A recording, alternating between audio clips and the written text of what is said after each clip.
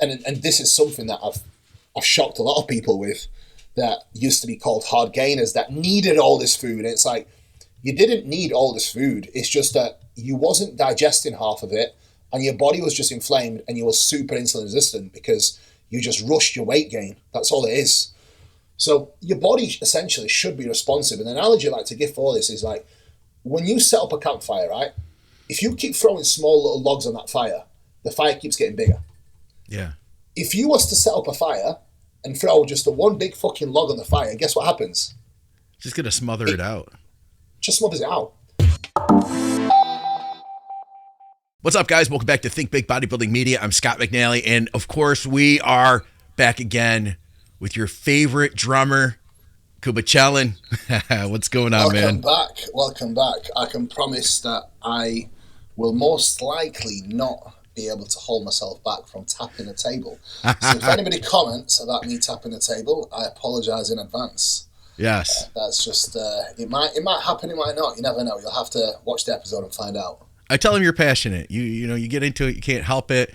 I know we had a bunch of listener questions. We'll see if we get to those. And you guys are always welcome to comment with questions. And hey, we appreciate all the feedback. We got so much feedback on that last episode, Kuba. It was really cool. We connected to a lot of people. We did get a few questions off the back of that, plus comments, questions, all that stuff. It helps to boost us up. Your likes are huge. So if you like this show, please hit the like button. And if you're new here, we'd love to have you along for everything we do. We've got several podcasts each week. And by the way, in the description, I tag Kuba too, because you're doing a bunch of awesome stuff on your channel, man, all the time. So I got to give you a huge shout out on everything you're doing. Super inspirational, quick clips, long videos. You got it all over there, man. Appreciate it, man. I putting the work in, so it's coming. So what's up today? I got this note from you. It was basically, talking on WhatsApp, and you had said basically like planning your year out, how to make year-long progress, and basically habit forming and bodybuilding and setting up a timeline. Yeah. Do you ever find that your clients struggle with having a sense of direction, or do you ever get times where people say they feel lost with bodybuilding? Oh, yeah. So yeah, especially after a show. If they're 16 weeks out, man, they've got it figured out. But outside of that, the biggest reason why I truly believe people feel lost is they lose that sense of direction. So if you do not have a well prepared or a well planned timeline for your competitive season and your year, you will feel lost because you have no sense of direction. You have no clear goals. So essentially, what keeps most people driven? It's having that goal right in front of them, right? Yeah. When you are 16 weeks out, you will always work harder. When you are 6 weeks out, you will always work harder. Now think about this, right? You can break down your year into blocks and weeks where you almost periodize your entire year into phases that you have pre-planned. Now, this doesn't necessarily mean that you will stick to these phases exactly, but it's much easier to actually follow a plan and be motivated and driven if you have a roadmap and a clear sense of direction. Because when you have a clear sense of direction and roadmap that is working towards a certain goal that might be 20, 30, 40 weeks away, it's much easier to stay consistent and driven in pursuit of that goal. If you just say to yourself, right, I'm going to compete in 40 weeks, guess what? If you don't know what you are going to do in that time frame, you are going to get lost in the process because you don't know what sense of direction you need to take. Like, am I supposed to be gaining all that time? Do I need to pull back? Do I need to do a hell phase? What do I need to do now to get the most out of the year? So where would we start, Scott? I think first would be an athlete's assessment with assessing what the athlete's needs are for the time frame they have set. So let's use Scott as an example, right? Scott, can we use your example or not? Yeah, I'd be happy to, man. Yeah? Ready to go? All right, let's do it. Right. So what we can do is essentially say, right, Scott is going to be competing in, shall we say, April 2026? Sounds good. So that gives us a little less than a year then, right? About gives us 41 weeks exactly. Yeah. So that is a long ass time, isn't it? You do a lot with that, or you could do a lot of nothing with that until 16 weeks out. Do a lot of nothing with it, absolutely. So the first thing that we need to do is set that goal date, right? And then what I like to do is reverse engineer exactly what we are going to do in terms of the process to take you there. Yes. So if we are aiming to have you ready for 19th of April 2026, roughly knowing your background, let's give you an example that I'm going to be working with you for the next 41 weeks, right? Yep. That will give me an idea of how long you will need to get in shape for. Ideally, I'm going to give you 20 weeks to get in shape because I know that you can get in shape pretty easily, right? Pretty easily. Absolutely. Yeah, pretty easily. But the goal is to make sure that we bring you big. We give you enough time to be able to manage fatigue. We give you enough time to be able to then peak. And ideally, what my goal is for you is to make sure you are ready at 2 weeks out. Okay? Yeah. Is that fair enough? Yeah, absolutely. I think that's fair enough. Right. So, essentially what I would do is this. I would set the goal of having you ready for 19th of April. Then I would get the timeline up. And what I would do is then reverse engineer the prep from that timeline date. So 20-week prep, reversing that back. And what I actually do, and I know you probably don't use them, or you might do, I'm not sure, but I actually have timelines set on my Google Sheets. Okay. And that is a timeline that I do set that gives you basically full time frames with the goals and a breakdown of it. So clients can actually see that clearly and they can go into it any time and view it.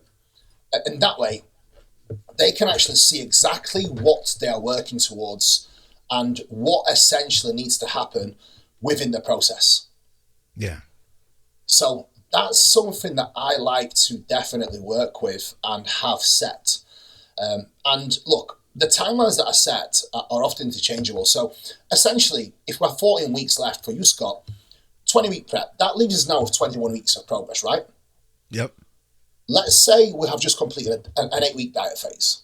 So you are lean enough now to have a runway for 16 weeks of growing, right? Which would be a great place to be at, right? As you're trying to gain more muscle, into the show. Amazing.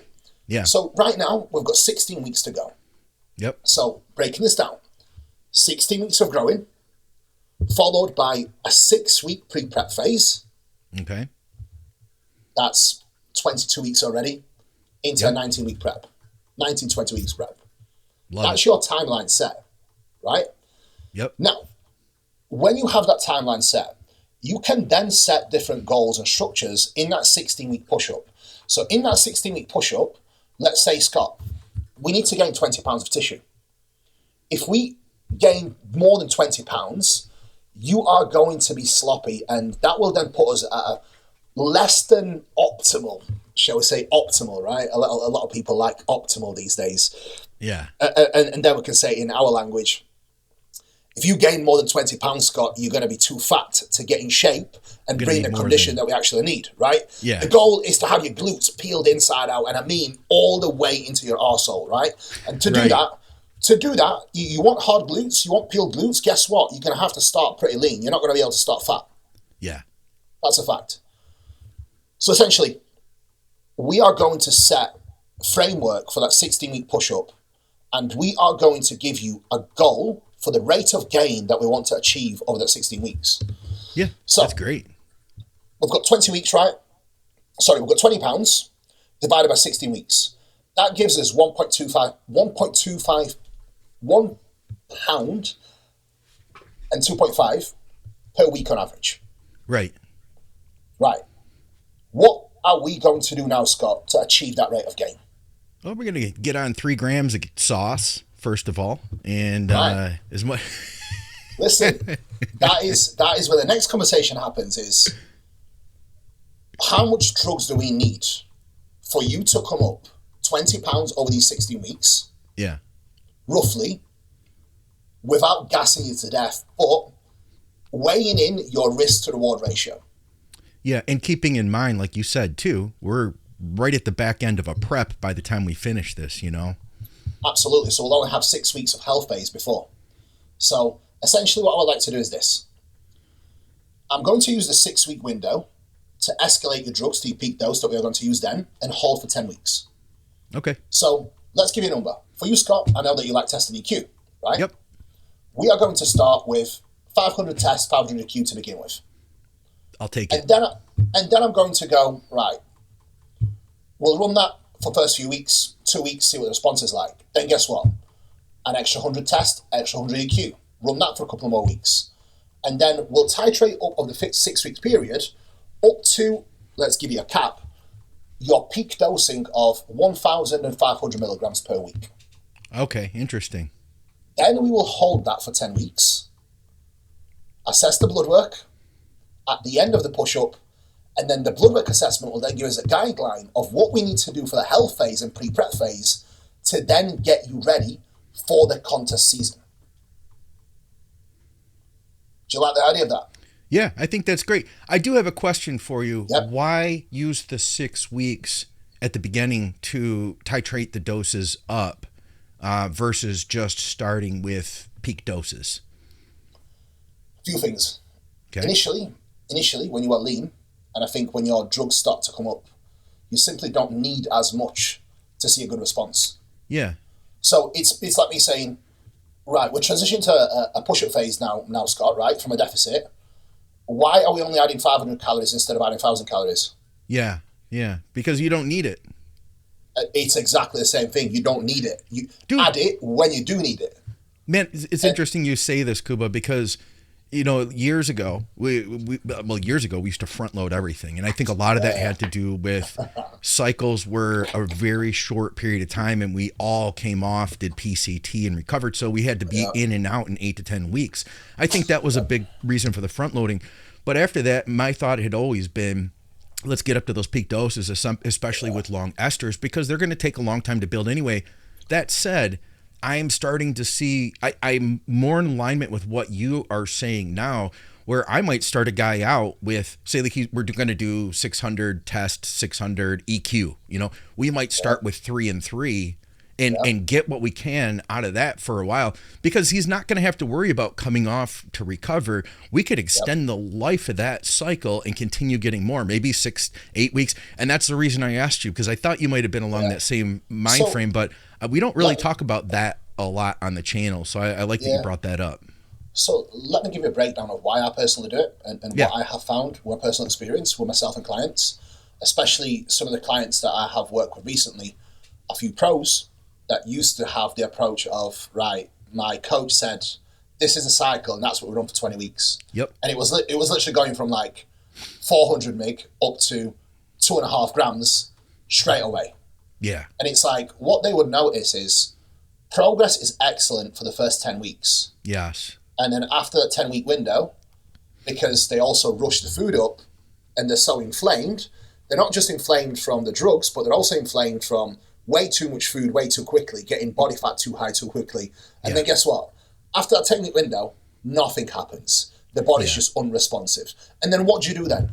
Do you add more food? Do you add more drugs? Well, what is there left to add? You've used all of your tools up already. You painted yourself in a corner at that point, and Absolutely. You're putting body fat on at a rapid rate if you ramp the food up out the gate.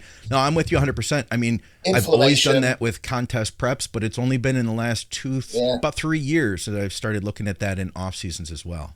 Inflammation, joints start to hurt, and this is all basically coming back really from the experience that I've had with experimenting with different cycles and doing different methods, right? And I've done it every single way possible now, both myself and clients. So you get to see a pattern, right? With what is the most, what can I do, Scott, right? To get the absolute most progress. And for me, that is a patient escalation in drugs, working up to our peak doses over 6 to 8 week window, maybe. Yep. And then holding that peak dose for another 10, 12, 13, 14 weeks based off how I feel in my blood work. And guess what, Scott? If I went to my peak doses straight away, that cycle probably would have been cut short by 8-9 weeks. Yeah. Yeah. Now, knowing what we know about muscle growth and how slowly it actually happens, you cannot force muscle growth. It's a slow process. It's a process of adaptation. It takes time, it takes consistency, and it takes a slow, steady surplus with enough gear to see progression. You cannot force muscle on with food or steroids. You try and force muscle on with steroids, you just get inflamed. You try and force muscle on with food, you just get fat. It's a strategy that you have to take where you layer one over the other over time.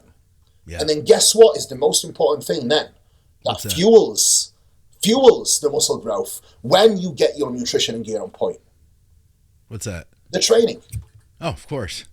So in that 16-week window, Scott, we would be working on setting training performance goals, training performance parameters across your main lifts. I want to see your lifts progressing. If your lifts are not progressing, we review the setup, we review execution, we review form clips, we review your recovery, we review your volume. We may need to lower the volume down. We may need to change the training split, may need to change the frequency. You review the setup constantly to make sure that the needle is moving up. Your body weight has to be coming up consistently. You have to be getting progressively stronger in the gym, either moving more load or overall doing a degree of more stimulus achieved in various different ways. It has to happen, Scott. If none of these things are moving forward, you are not adding muscle tissue. So therefore, utilizing a timeline like this not only gives you a good guideline for your actual gear, for your planning and preparation, but it gives you a good guideline of what you need to do from a performance standpoint. So if I knew you only had 16 weeks, right, to get there, what I would probably work in is I would probably split that into 3 different training blocks, right? Okay. I would have probably 5 weeks of going all out, 3 days rest, and repeat that 3 times. That would take us up to 16 weeks. And the way I would periodize it is, yes, we implement rest as of when we need it, but essentially, Scott, if you work hard enough, train hard enough, life sometimes gets in the way, you will need to allocate some of these extra rest days in now and then when they are needed.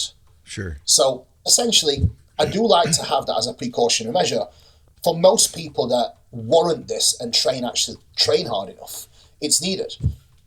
Now, if I was to create that guideline for you, and if I was to put that into practice, when you're checking in with me, you're looking at your timeline.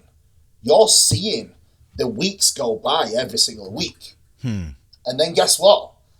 It's only getting closer and closer, mate. That show day is looming and rooming.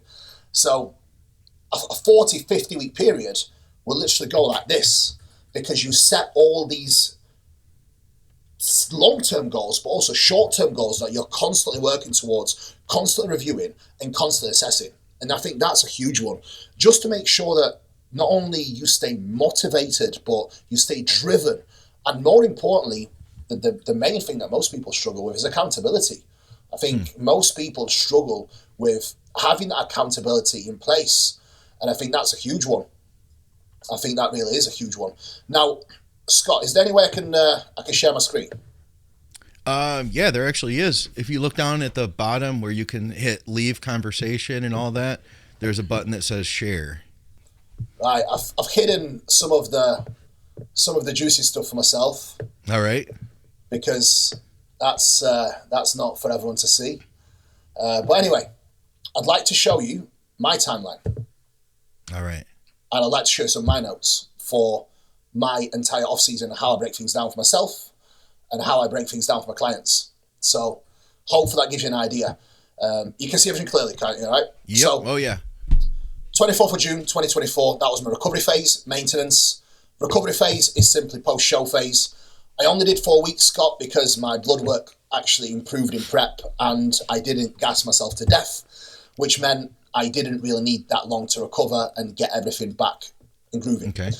I finished at 230 and I started my push-up at 238/240. So I only gained 10 pounds in that recovery phase, which was just enough to regain some body fat and then have me feeling good. Now, look at the rate of gain now and look at the changes with nutrition. Can you see now, the rate of gain isn't exactly 1.5 pounds per week. Some weeks it's less, some weeks it's more, some weeks it's holding, and some weeks it's coming down, because some of the body weight increases will be down to fluctuations in water from additions of compounds, and again, escalations of certain compounds that may actually have an impact on the water weight in itself. But when you look at the body weight average, and when you look at the push-up itself, which lasted, and again, super patient, right? Look at the time frame here. We started at 240, and the push-up ended pretty much 30 weeks in. Yep. 30-week push-up done, started at 240, finished at like 280. You go up after your deloads too, don't you? Yeah, a little bit. Yeah. So every time I deload, again, big shift up. Yeah. And as you can see, that's with no change in nutrition. Like, that was the last change in nutrition here, and it held. Okay. So in terms of changes from nutrition, as you can see, there hasn't really been that many changes. It's been nice and steady. And I actually like to take smaller increases as of when they are needed.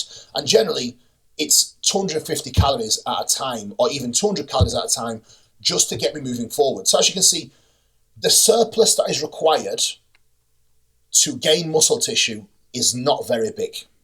Yeah. So when you take in consideration of what you actually need to influence muscle growth, it's always a small, consistent surplus over time. Yeah. It's not a case of just throwing a ton of calories in and then expecting a huge return. Now, recovery phase completed. That was like a bit of a bridge post push-up phase, where I aimed to kind of hold a weight. I dropped a little bit of weight, as you normally would. I did some stem cells in Colombia at that time as well. Oh, yeah. So my body was super fresh. And then, as you can see, calorie adjustments now, Scott. Right. And this is where we are at now at 30th of June in prep. So Check this out. 1 calorie adjustment to kickstart the prep. Okay. 2nd calorie adjustment to get things moving. Not much, right? Third calorie adjustment. 3rd calorie adjustment now. And that has been in place since pretty much end of April. Yeah. And I haven't made a food change since. And the body weight is still coming down, and I'm still getting leaner. Love it, man.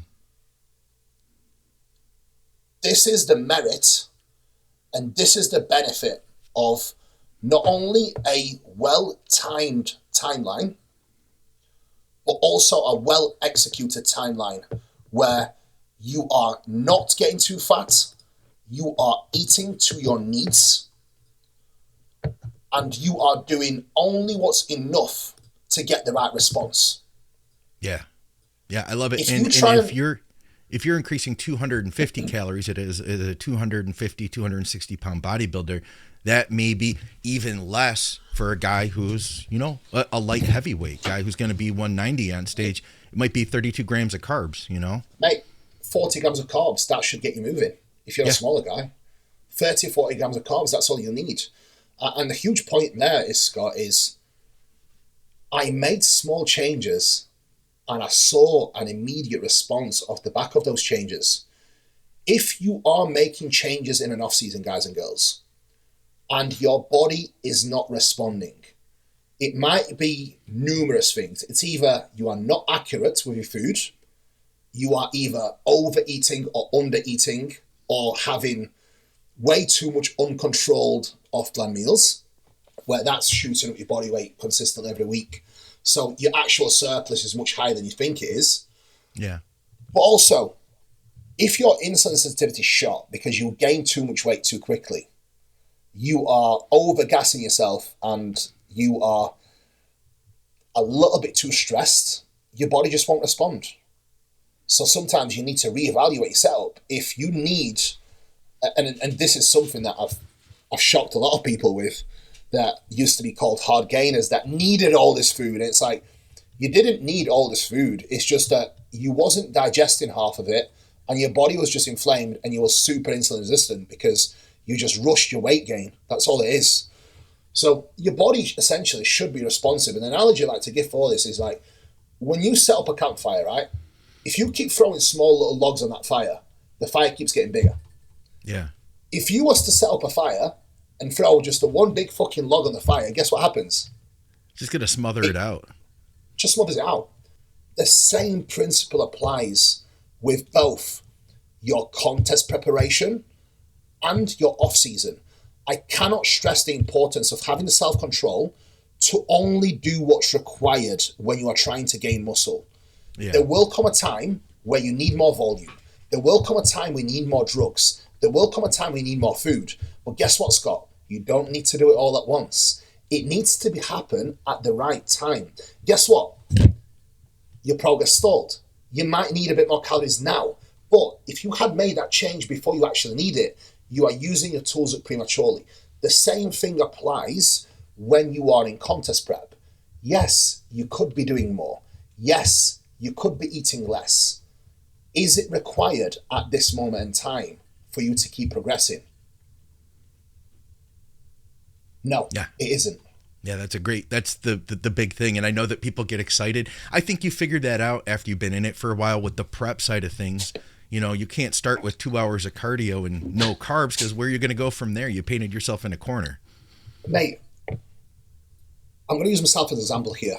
Not to kind of like be too fucking boring, but I haven't made a food change in 10 weeks now, Scott. Yeah, I love that. Now, I promise you, it requires a lot of self-control for me to not just be like, fuck this. I am not hungry. I don't feel like I'm on prep. Yeah. I'm 9 weeks out. I should be feeling like I'm on prep. But well, why do I need to do that now when I'm clearly getting gifted progress? Yeah. I may as well just keep riding the wave of progression. And guess what? There will come a time where I'm going to feel a pinch. But now is not the time. Now is the time to just keep focusing on the process. Stay calm. Don't make any irrational decisions. And the biggest mistake I see people make is they want to have novelty.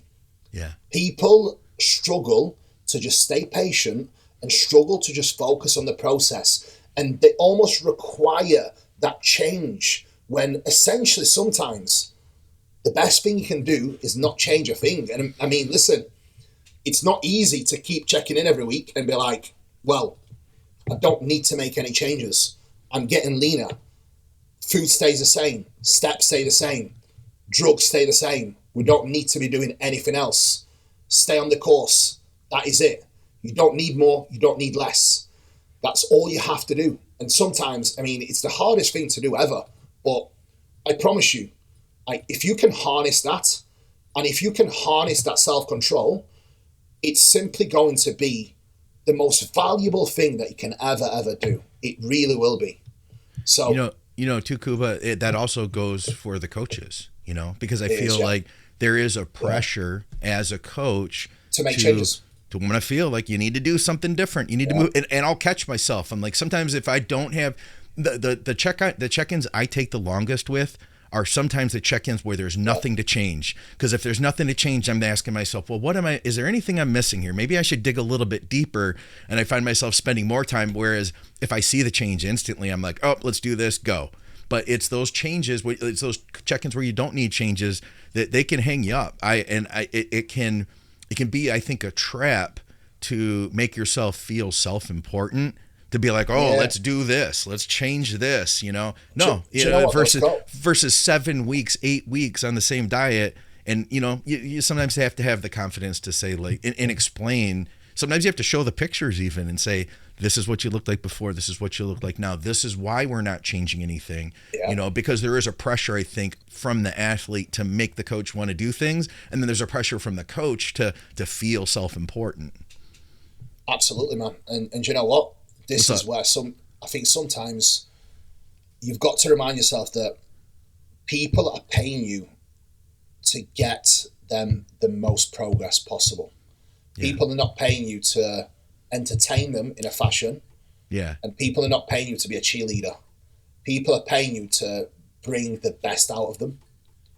Sometimes I think when you explain it in such fashion to clients, I think then they appreciate it. But that is all for timelines, mate. I'm not gonna keep repeating it and beat the old drum. I think it's time to move on to the next topic before people start to start to gouge his eyes out and be like, right, guys, let's go, move on. Right. The one thing that I want to touch on is just a little bit on habit creation, right? Because a lot of people are, GLP-1s, right? It's rife. The use of GLP-1s now is crazy. Everyone's using them. Yeah. Now, one thing I want to dig into and mention is this. Utilizing a GLP-1 is not going to make up for your lack of discipline. Sure. If you are already the person that gives in at any moment, a GLP-1 is not going to change your shit poor habits around nutrition, around your lifestyle.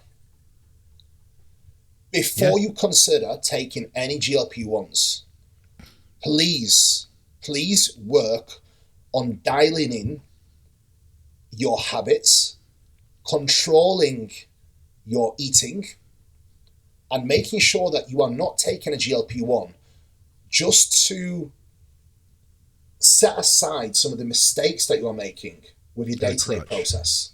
Yeah. Because I think a lot of people are using them for that purpose. And look, I'll be the first one to say it. When it comes to different processes, when it comes to everything in bodybuilding coaching, I am extremely open-minded. I am not against the use of GLP-1s. Yeah. In most cases. In some cases. I do think they can have their place. Will I need to use it? No. Will 95%, 99% of my clients need to use it? No. Will I use it with some clients that I know will benefit from it? Yes. Are these clients going to benefit from it as a crutch? No. Right. Where it's applicable is guys and girls that naturally have a much higher appetite. The guys and girls that are not binging, the guys and girls that are not having adherence issues. It's simply the guys and girls that I know are suffering so much more than others. The guys and girls that have to dig so much deeper to get the fat loss that's required. The guys and girls that simply cannot sleep all night because they are staying up with hunger all night. Well, guess what? They are still not picking up them fucking cookies and eating them. Yeah. So, I urge you guys, any drug that is out there now, you can use it, yes. Any drug that's out there now can be beneficial, but it's only beneficial if you are using it to complement the work you are already putting in. Yeah. Yep, I can't argue with that, man. I think there are additional benefits to the newer ones. I think that with semaglutide, the main thing we're seeing is just that blunting of the appetite. When we get into tirzepatide and then even better with retatrutide, there are additional health benefits that will improve fat loss, that will improve energy levels with the glucagon release. So I do think there's the stuff to that, but I am still I'm with you 100%, because if you are using that, it's the only thing that's holding you together. You know, you're never going to be able to successfully do what you want to do if you're relying on it. No question at all. I will say this though too. I do think that if you were somebody who say had an issue, right? Yeah. If you could use it as a crutch in a larger program. I'm going to be honest, man. There's some people that I tell, like, you really need to go to a counselor. You know, that like you need a counselor to work on your relationship with food. You know, and in that case, maybe there's something that could work in there, you know, but on its own, just as a Band-Aid, I'm with you 100%, man. Yeah, listen, I agree 100%. I mean, look, these things are great for a reason, right? But at the same time, I do think that it's the only thing I fear is people just using it as just like a scapegoat, right? It's like, oh, I'm hungry, I can't control myself, so I'm just going to use that to completely negate the hunger. But it's like, well, why do you do this in first place? Like the beauty, I feel like the beauty of bodybuilding is in the part where it's fucking hard. Not everyone can do it. Yeah. That is why I love it so much. It's like, I think to myself, like, I'm not going to be ever the best bodybuilder, right, on stage, but I pride myself in being like one of the best bodybuilders off stage, because I know I can do what 99% of people are not capable of doing. And like, I get a kick off that. I feel like that's the beauty of bodybuilding, and that's why I fell in love with bodybuilding, because it is so hard and it kicks your ass so much. And I feel like the satisfaction that you get from bodybuilding also comes from that hurt and that pain, the self-challenge, and you know, and facing the challenge that it brings, and then overcoming that challenge. Like, that's the beauty of it, man. So guys, don't take away that beauty, because I promise you, that is what will make you feel good, and that is what gives you the success.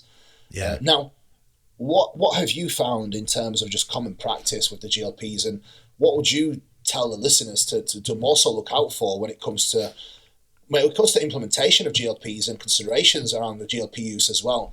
And would you ever speak to your client before actually implementing any GLPs, and maybe have the conversation with them like, look, yes, we can implement it, but this is what I would like you to put into practice before you consider GLP, and then we kind of somewhat need to earn the right to use the GLP. Yeah. Does that make sense?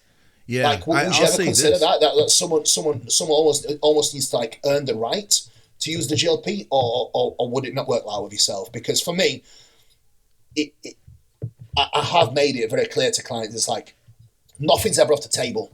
I am a very open-minded coach. I am always happy to listen, but you need to earn the right for the GLP to come into play. Yeah. Yeah, I'll say this. So I one thing to keep in mind is that if somebody is using it for a crutch, I've found myself experimenting with retatrutide. It's much more difficult to load on Reta. Is it? It's harder to eat a lot of food. Even when I've done like a cheat meal on Fridays, I can't get the same volume of food in. And what we're finding is getting off of it a couple of weeks out, and Andrew and I and Skip have talked about that on Blood, Sweat, and Gear. Discontinuing a couple of weeks out is going to be important to be able to get a full load in a lot of cases. And when that happens, that hunger is all going to come back. And if you can't deal with that, you're going to mess things up. Because if you have a cheat meal that you weren't supposed to at 12 weeks out, that's one thing. But if you go hard and eat 2 large pizzas at 2 weeks out, you might affect your final look. So definitely need a handle on it. I'd say everybody I'm working with that uses it, just about everybody, is either in a position where they've dieted with me before, and then we never used semi, but now that Reta's out, we've said, okay, well, let's try a microdose. And that's another aspect too. I think that the devil's in the dose. So retatrutide it's being tested between 4, 8, and 12 milligrams. So if we start at, say, a microdose of 500 micrograms twice a week, we're still way under. We may work up to like 2 milligrams to get some additional benefit from it, but we're not like, just crashing the appetite out. We're seeing if we can, and then other cases might be somebody who already has blood sugar issues. I think that it is kind of a cheat code for restoring insulin sensitivity for somebody that does have issues. A guy I'm setting up a diet on right now, as we're talking, I find out he has a really hard time getting in shape. And I'm looking at his fasted blood sugar numbers, and they're higher than they should be, although they're not out of range. And so all these pieces are coming together. And I asked him, yeah, I don't think he had it on his labs. We're going to look at that though, and we're going to do some more testing. But so then as I'm digging further, I asked him, I was like, so do you have any family history of diabetes? And it turns out he says, yeah, a lot of my family is diabetic, including my mom. So I'm already thinking to myself, like, this is a guy who's going to need some glucose disposal. He might be a good candidate. So, it's an individual by individual situation, Now, rewinding back to timelines, in that recovery phase, that 6-week window before the show, the recovery phase, that is a time where and again, that's something from you as well that you've mentioned to me, when drugs come down, that would be an ideal time to potentially trial something like Reta and SLU to improve your insulin sensitivity when you are going through that period of time where anabolics are coming down off the back of a longer off season. So 100%. I can probably imagine running some SLU and Reta together in that time frame would set someone up perfectly for a prep. Because one thing I always notice, and you'll notice that yourself, when you take clients for an off season, and let's say someone's, and that's going to be just me pulling numbers out my arse. Yeah. That's going to be someone finishing on 2 grams of gear, right? 2 grams total, finishing the cycle, and they're finished eating something like 5,000 calories per day. Yeah. Right? They will probably feel like they have no appetite at that point. Yeah. After first week on lower anabolics, 9 times out of 10, the feedback that I get from them, after about 10 days, they're like, I'm hungry, bro, before every meal. And stronger sometimes too. You notice that? And stronger, the hunger's high. That would be a perfect time for a little bit of Reta and SLU to see if you can actually prime the body, ready for fat loss, improve insulin sensitivity, improve some of these markers, and improve mitochondria to a degree. Yeah. Very interesting. Yeah, 100%. Very interesting. Yeah. Hey, yeah, mate, I think that'd be a great place. We might be onto something. Might be onto something there. Yeah, I think you really can fast track it. I've seen people bring their fasted insulin levels down dramatically, over the course of 4 weeks. So, I mean, I really do think that you could do something with that, especially now with Reta and even tirzepatide versus semaglutide. I think semaglutide is really reserved for just appetite control. And I've seen it as far as combination of the both, using, say, a small dose of sema for the appetite control along with a dose of another microdose of Reta, combining the 1 and the 3, because you don't get as much appetite control from Reta on its own. It's I'd say minimal. Now the other thing though, you said, what are the things I'd consider? Side effects. Number 1 being digestion. Are you able to still push the food through your system? Skip said, and he's an aging bodybuilder. As we get older, we get more distension. And he was like, I'm noticing I get more distension than I used to. Says it something like that. Do you know what? I'm looking back on my last prep and some of the days of eating, and you said I struggled to load. 2 days out, loading, 8,283 calories, 246 gram of protein, 1,674 grams of carbs, 67 fat, and guess what? And 10 liters of water. I still wasn't full by the end of the day. Yeah, so I could have easily ate more. With that distension, if you were dealing with that and constipation, it's all about really trying to jack up everything you can with digestion, digestive enzymes, possibly HCl, betaine, and magnesium. I was going to say pepsin. Yeah. I use this product that has both of those in it. Super enzymes. It's a low dose of betaine along with enzymes and pepsin, and then magnesium citrate too, if needed. Shameless plug. Digest Pharma Pro from Trained by JP actually has full digestive enzyme panel and betaine HCl as well. It's actually really, really good, Scott. Like, what's the code on that? Kuba 10. You know the drill, mate. You know the Kuba drill. 10. All right. I like that shirt legit. too, man. Do you know what? It's legit. I'm gonna have to send you one to try. I'd love to try it. It's actually insane how good it is when it comes to digestion. And do you know what? That's a good one, because I actually had a question of someone asking me if they should be taking digestive enzymes if the digestion is completely fine. And I'm not sure what your take is on it, but we are not designed to be digesting 300 grams of protein per day, right? Yeah. So with that in mind, I think anyone that isn't using digestive enzymes, I think they're stupid not to. I mean, if you're eating 2 meals a day, you probably don't need them. But guess what? If you're eating 4, 5, 6 meals per day, upward of 3,500, 4,000 calories, upward of 300 grams of protein per day, carbs and fats on top, your stomach and stomach acid is not actually designed to be eating that much food.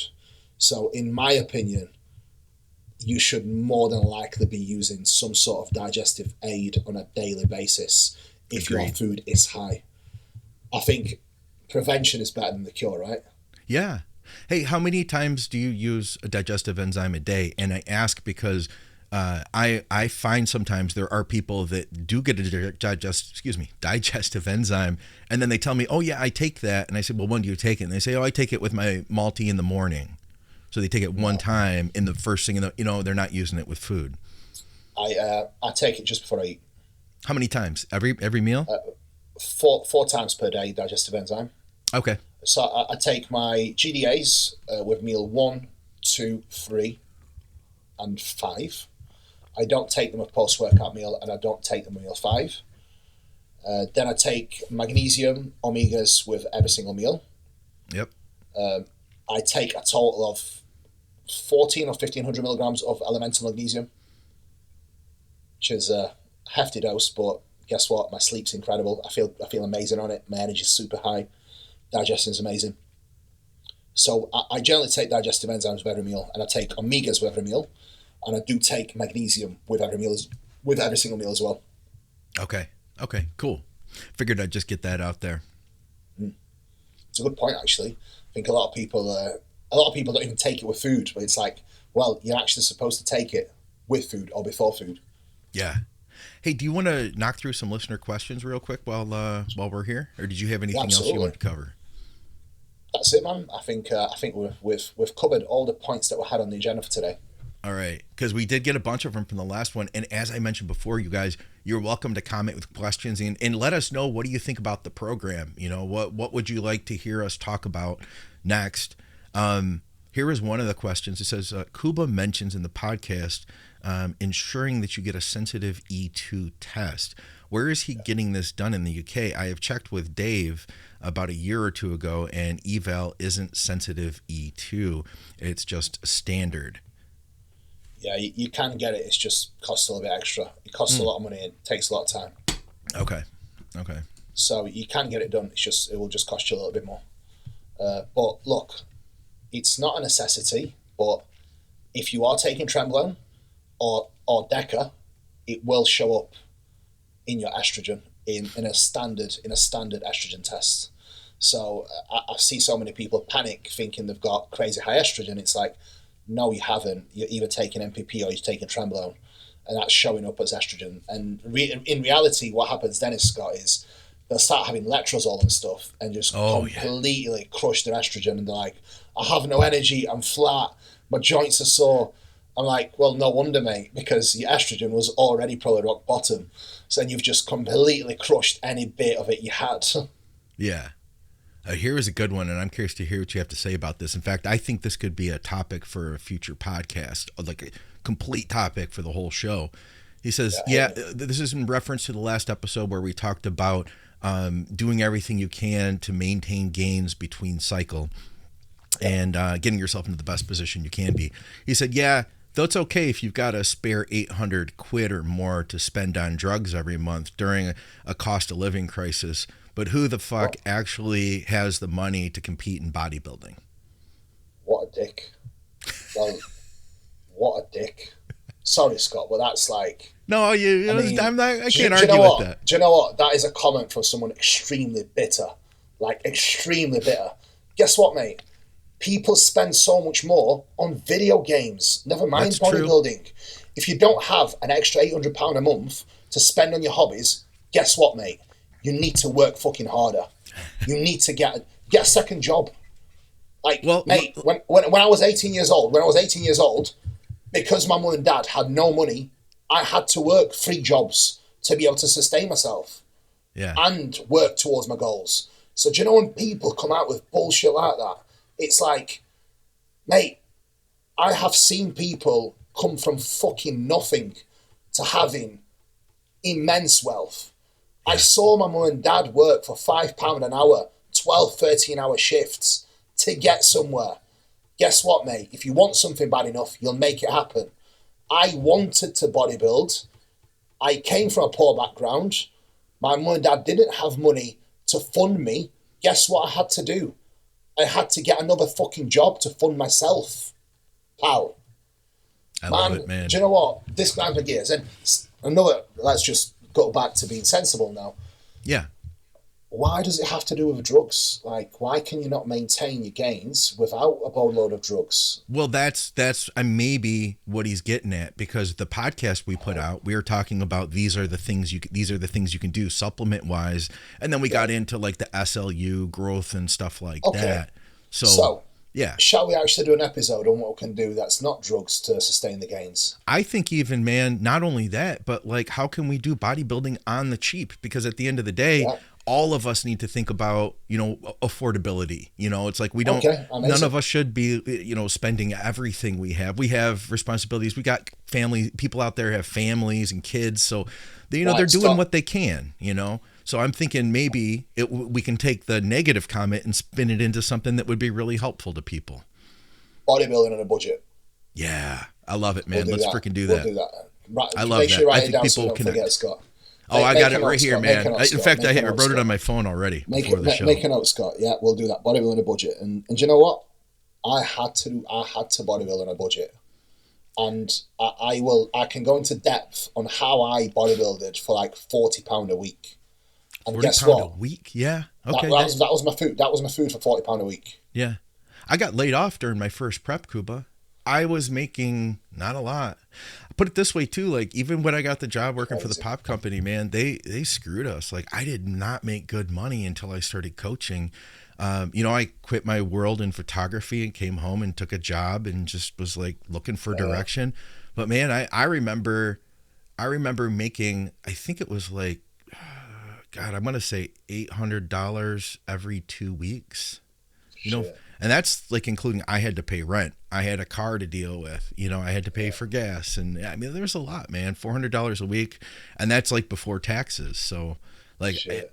and then when I got laid off in my first prep, I was pretty much doing that on my own, man. Like I couldn't afford supplements, I had very minimal gear.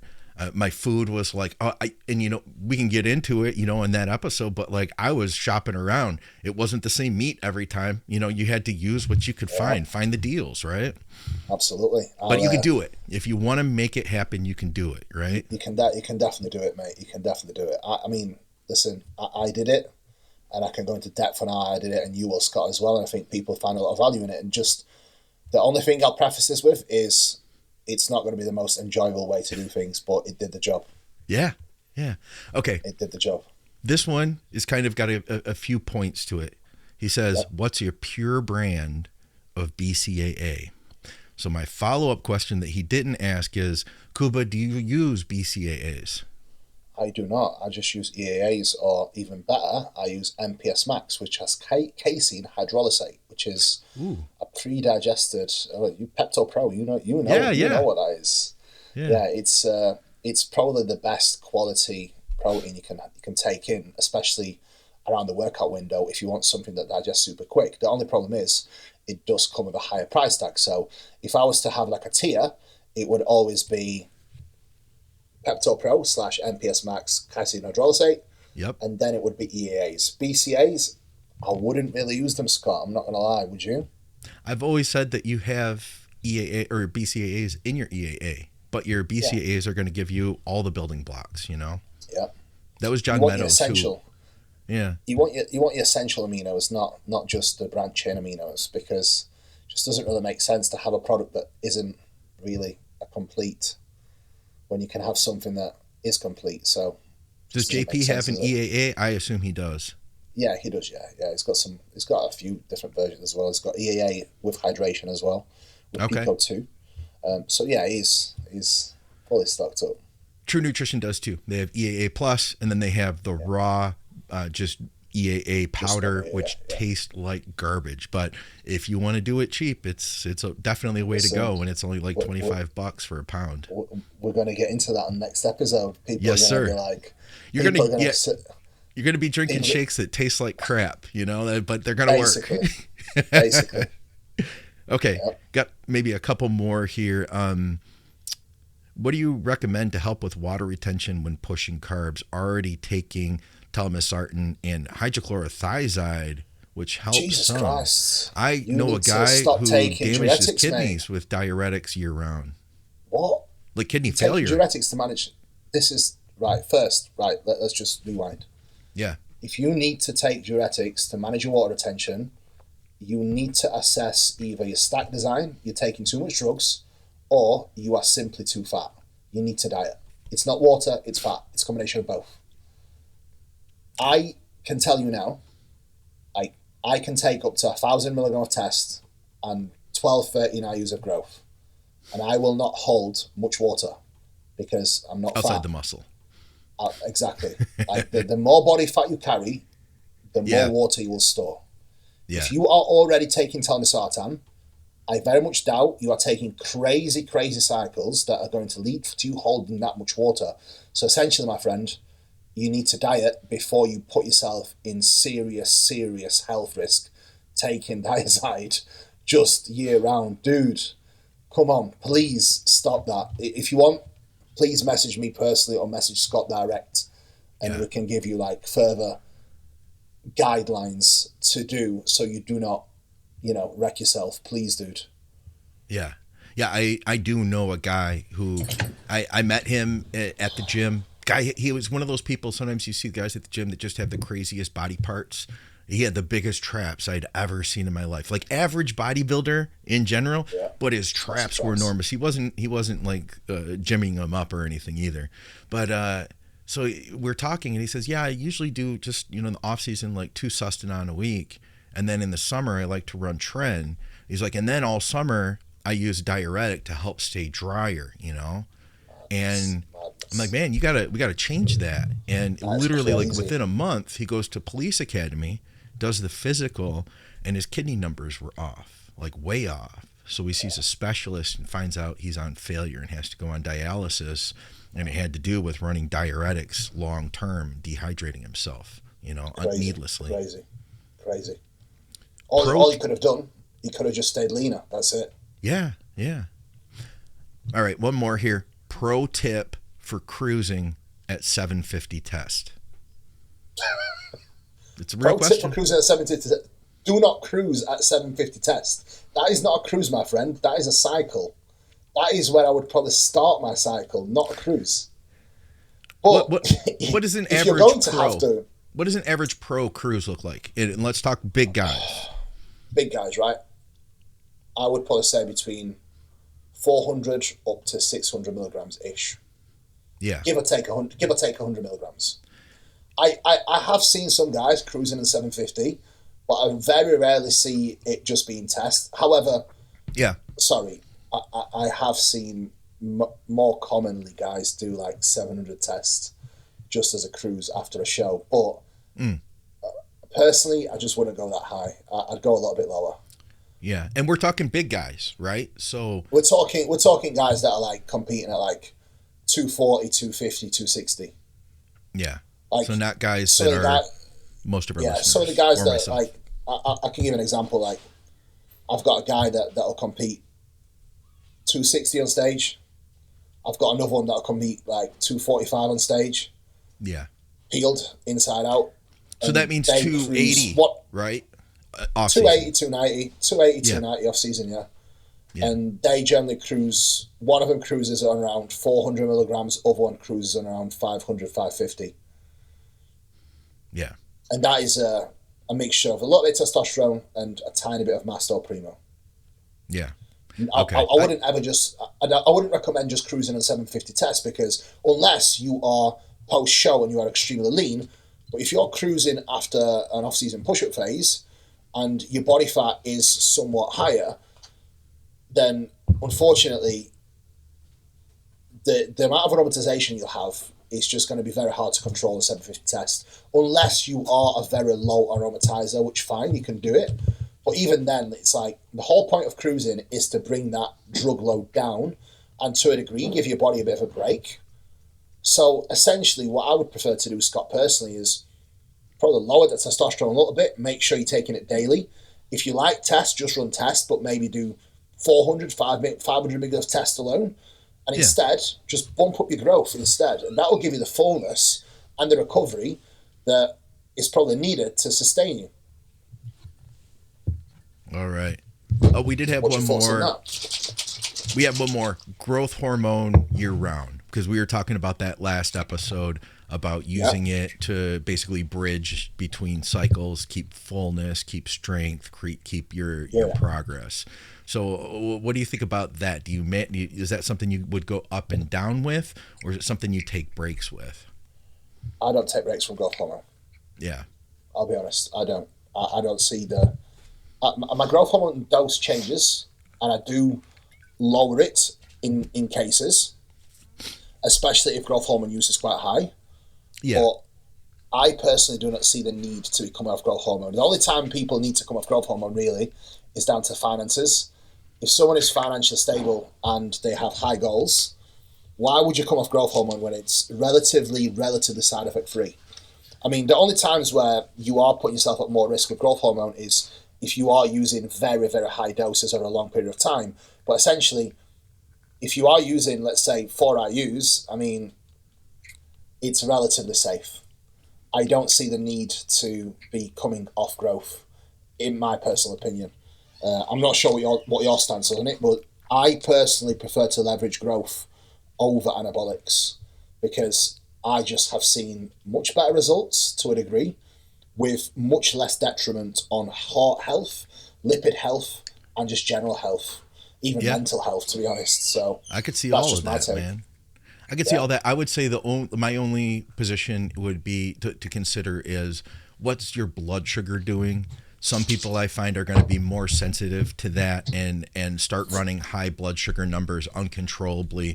And then we have to manage that with insulin. And there's periods where it's like, well, we just don't want to have insulin in the plan, you know? See, I don't really have issues with that anymore because I don't really let people get too far out of shape.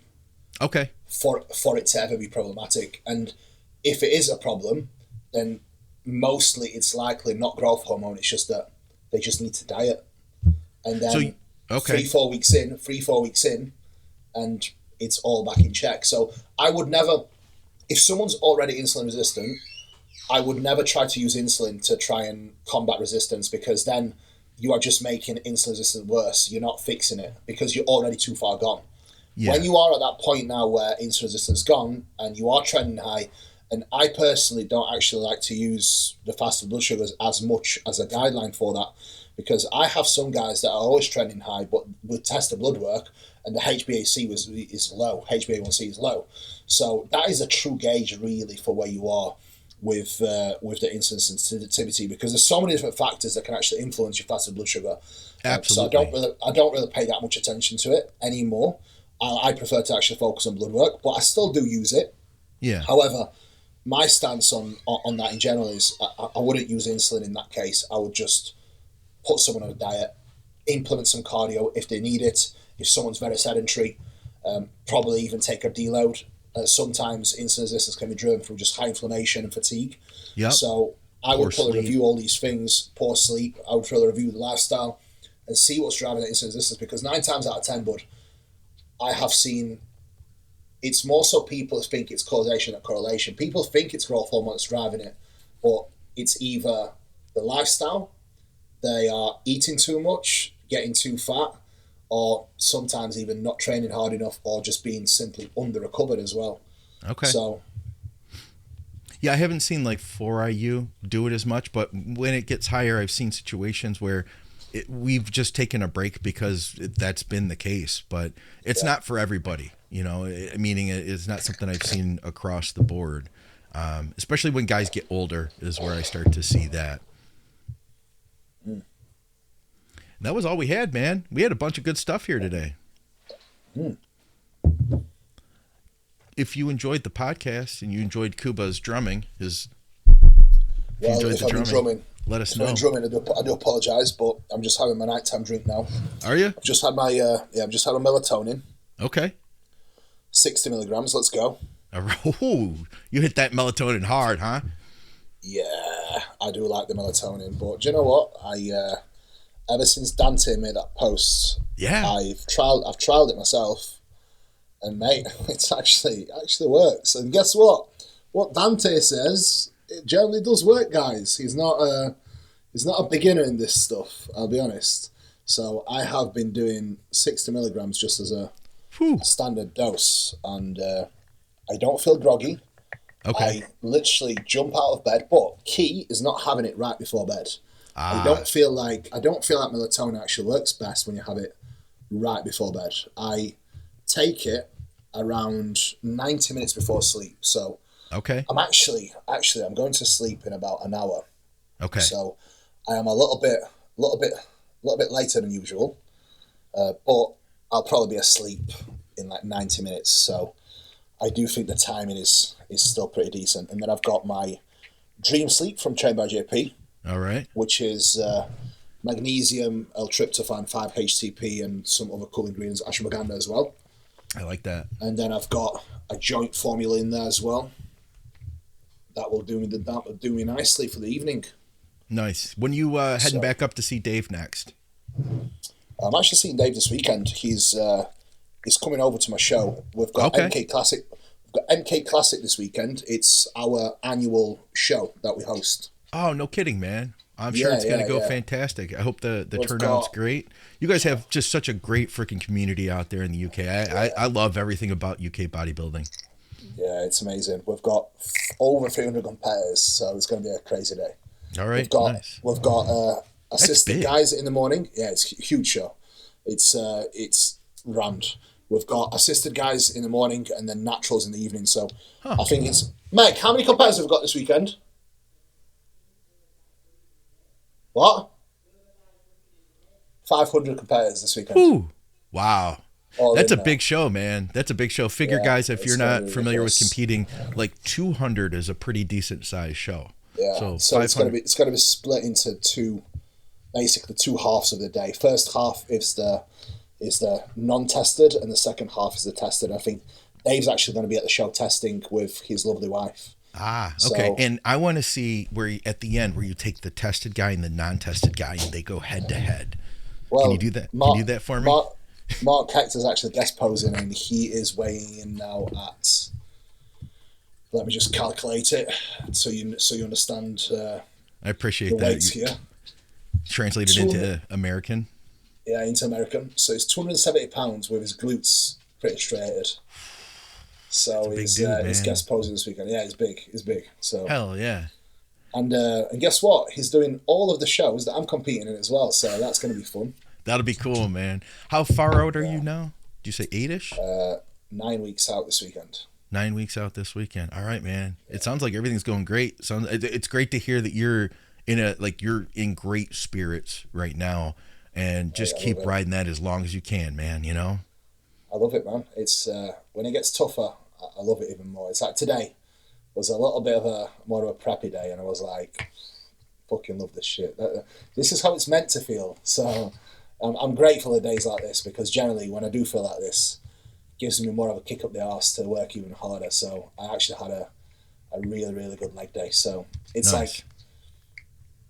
Like a lot of people's perception changes in prep, but like I almost look at it like as cliche as it sounds, but it's every time in the gym now, it's almost like a battle, me against me, with being able to maintain the lifts, stay as strong as possible, and not give in to a weak mindset of telling myself that I'm going to get weaker. Because 9 times out of 10, it is the mindset that forces you to just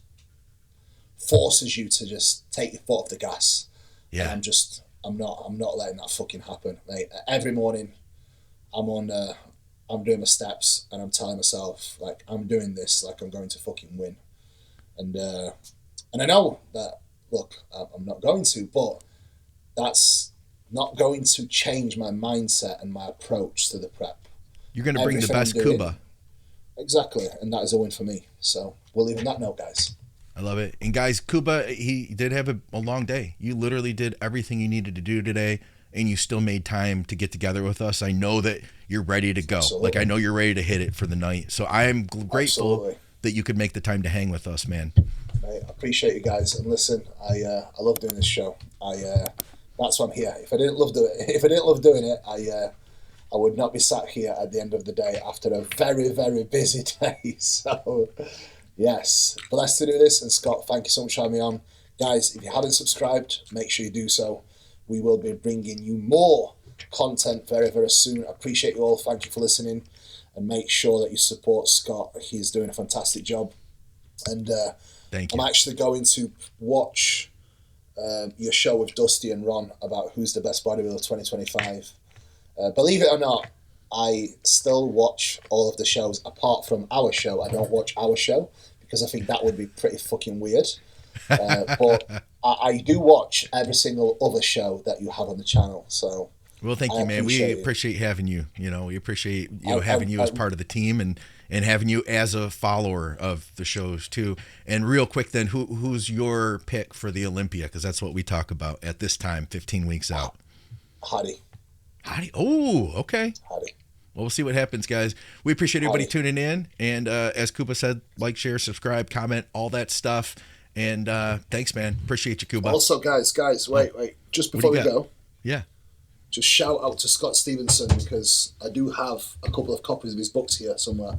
Oh, yeah. I do have. Shout out to Scott Stevenson. I loved the episode that you did with him on Muscle Minds with the esters. There's a lot of guys that are doing a lot of steroid education at this moment in time. Yeah. And I love it when Scott comes on, because he just... And the beauty of Scott is he's such a nice person, and he would never ever badmouth anyone, but because he just completely destroys everything a lot of guys say, I'm just like, Scott, you have just completely destroyed all these people's content that they've been putting out. I didn't even realize that myself, man. I don't watch other content, really. Yeah, without even realizing. So I'm just like, Scott, keep going. You're the man. Thank you so much.